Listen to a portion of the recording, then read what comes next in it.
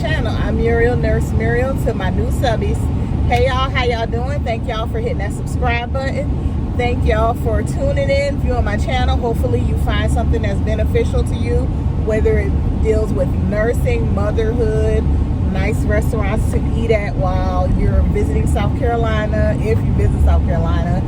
I'm currently 48 years old and I'm a registered nurse, a bachelor's prepared registered nurse, and I have been a registered nurse for 6 years. But prior to becoming a registered nurse, I was a licensed practical nurse for 18 years. And also to my oldies but goodies, my oldie but goodie subbies, hey, welcome back to the channel. Thank y'all for continuing to tune in. Hopefully y'all find something beneficial as well. You guys, y'all know me, y'all know my history. I just want to say thank y'all for continuing to support my channel. I am currently on the road to 2,000 subscribers. We are at 1620. On today's video, y'all, and excuse me for not looking right in the camera because I am driving. I'm not trying to be rude, but I'm driving. On today's video, y'all, I am going to talk about preparing yourself for becoming a nurse, not in the nursing sense of working as a nurse, but in the sense of how your friends and family may treat you once you achieve your nursing license, whether it's LPN or RN.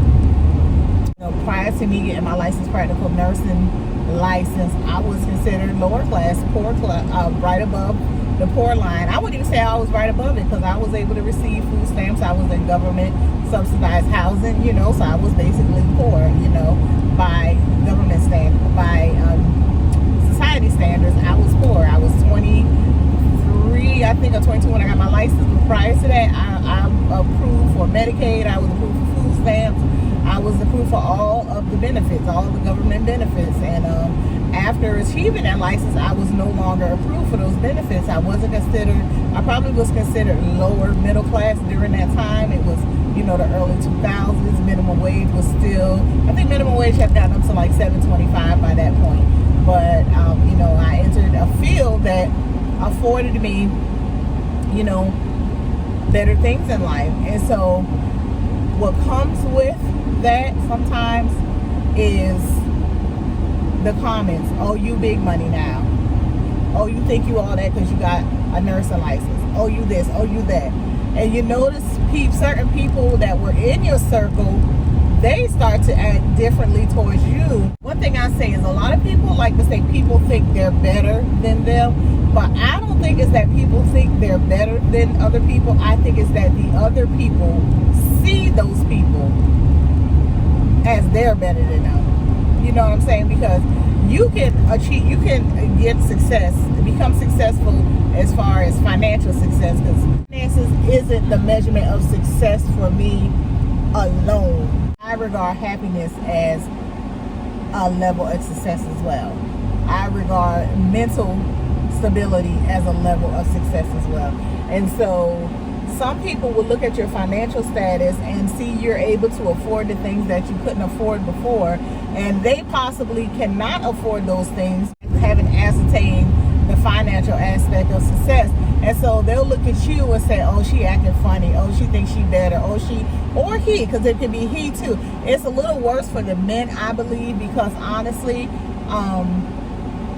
and I'm gonna talk about in the black community. I can't speak of any other community as far as this because I'm not in those communities. I do speak on those communities is because of conversations I have had with co-workers. And I will say that because becoming a nurse at a young age, I was in a field that was predominantly dominated by Caucasians, you know. And so growing up in the black community around black people most of my life, you know, I can only speak on what occurs in my community.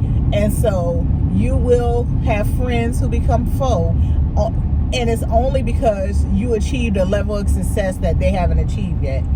And so you'll start to notice little things that they'll say, like, oh, like I said, oh, she big money now. Oh, you got this little nursing degree, or oh, you, and it gets even worse when you get your RN, y'all, because for some reason, society doesn't view LPNs with the same regard as they do RNs. They consider becoming an RN the epitome of nursing, even though when PNs are making money, and more now than ever.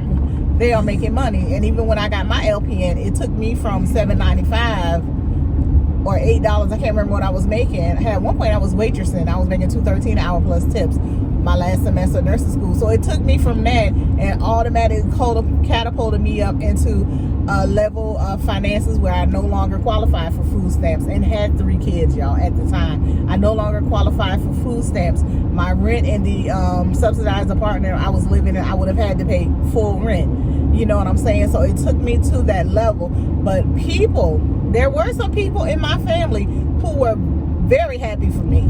My sister being one, has always been my biggest supporter. My sister, she was the one that even got me she was the one who got me to even sign up to go to college, because college was not in my, I wasn't thinking about going to college for anything. Thank God my sister and God led me to the path of nursing, because like I said, it allowed my family a level of financial freedom that I didn't have before. But like I said, there are those people who will see you achieving those things, and they'll say things like, oh, I can't do this because I don't make the money you make. You know, I can't do this, like, you make more money than me. I can't do that. You know what I'm saying? And that sometimes it gets a little like, you get tired of hearing it, because you're the same person that you were. You're just making more money so you can make different moves. You know what I'm saying? You're making more money so you can do things a little differently. And so while I still have friends who were getting government housing, and you know, I had moved on to a 3-bedroom brick home,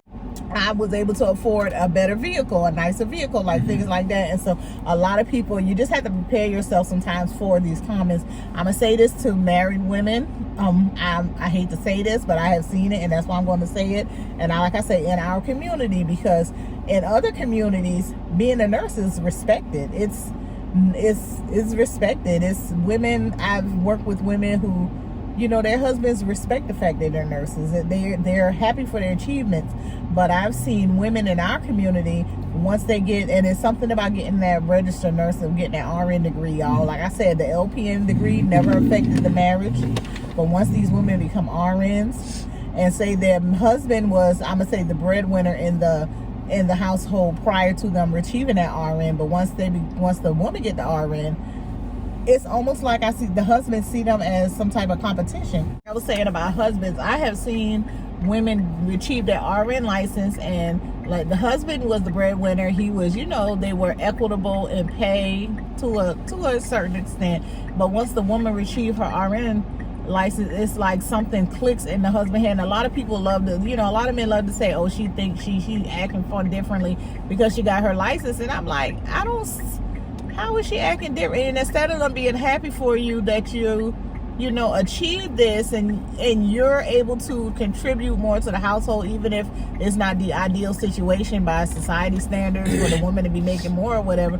But the husbands gets a little, they start moving funny. I've seen husbands who didn't show up to the graduation parties. I've seen husbands who didn't show up to birthday parties. I don't want to veer too far off from the topic, but just know that people will switch up on you when you get your nursing license. I feel like it's worse for men, because your friends who became foes, who were really never your friends, but those friends that became foes, when it comes to men, those foes can become deadly.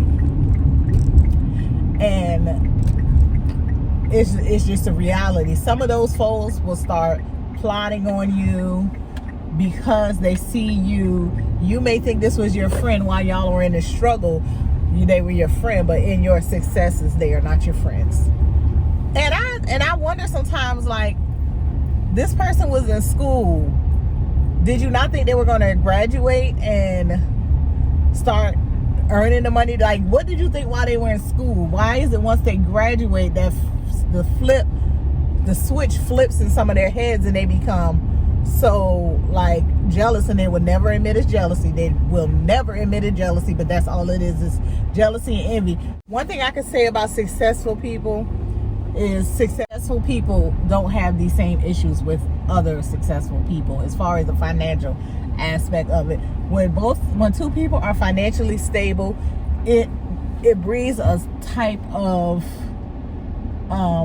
friendship where y'all both motivate each other. And y'all said My sister was my biggest, she was my biggest supporter. She was so genuinely happy for me when everything that I do, she was genuinely happy. My mother too, genuinely happy.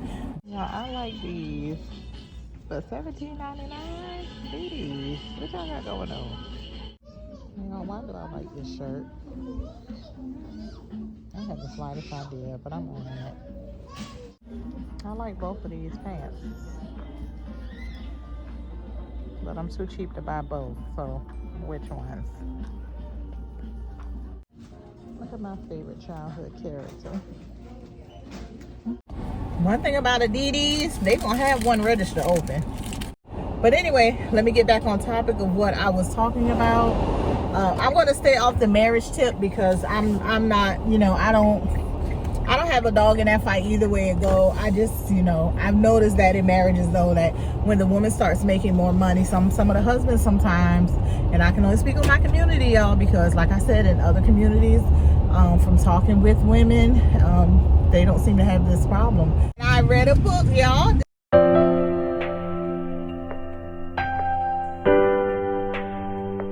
Okay, on this book corner, y'all, for today, y'all, this was a good read. I really enjoyed this one. It is Count on You by Cammie Holtz. It is book 1 of the Taylor family saga.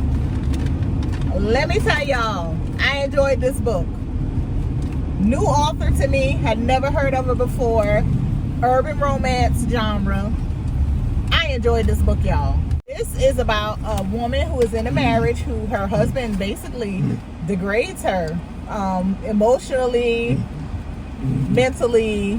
He degrades her, and she's young, she's a doctor, but he degrades her. Why? I don't know exactly. I never figured out throughout the book why he degrades her the way he do. But she was trying to stick it out. She was being unsuccessful with having children. When she met him and married him, he had already had 2 kids from a prior relationship.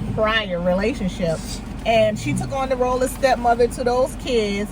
The mother of those kids, you know, wasn't acting funny about her being in the kid's life. It seemed like that mother of those kids actually preferred the stepmother to pick up the slack with those kids.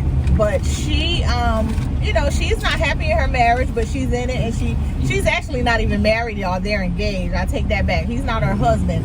They're engaged. She's doing fertility treatments and things to have a child. He wants her to have a child. He does plan to marry her, but he verbally degrades her, and it's emotionally, verbally, like he degrades her for whatever reason. She's, you know, gonna try to stick it out or whatever. She's saying having sex with him is more of like a chore. It's not enjoyable. He's so focused on her getting pregnant or blah blah blah, whatever. She's a pediatric doctor, and she works around a lot of kids, and that in itself is like, I know that's an emotional strain on her when she's trying to have a child and she's taking care of other people's sick children or whatever. And so she's the FMC in the book, y'all. That sets her up. Okay, let's go to the male main character. The male main character, the book starts off, there was an accident that occurred, and he finds out some very upsetting information about his son, who was involved in the accident with his girlfriend. It's a long-time girlfriend that he's had. They had a child together, and they get into a car accident. They're hit by a drunk driver, and he finds out some disturbing information about his son. The information he finds out about his son, y'all could probably already know what the information is just from me saying it, but it ends up with him breaking off the relationship with the longtime girlfriend. And so he meets this doctor, this pediatric doctor in the hospital, because she is the doctor she's the doctor for his son in the hospital, and she has to deliver the disturbing news to him. Okay, later on in the book, they ended up running into each other again. He basically rescues her from a tragic event that's going on with her at that time. He is like the person that rescues her. He actually takes her to the hospital. He sits with her at the hospital for a little while. He consoles her, you know, and it's just something about her, he can't get her off of his mind. But I'm gonna say, I read 2 of this author's books. I really enjoyed both of them. to the point, no, I read 3 of her books. Because one of her books I read, I enjoyed. I didn't even realize she was the author until I went and read the other 2 books. I read book 1 and book 2 of the Taylor Family Saga.